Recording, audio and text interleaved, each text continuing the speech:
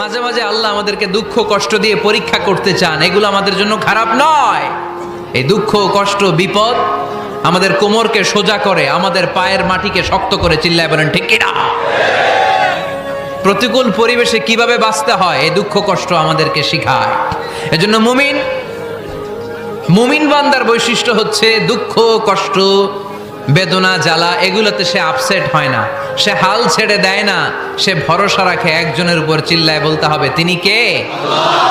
কারণ মুমিন জানে রাত্রি যত গভীর হয় অন্ধকার তমানিসা ভেদ করে শুভে সাদিক হয়।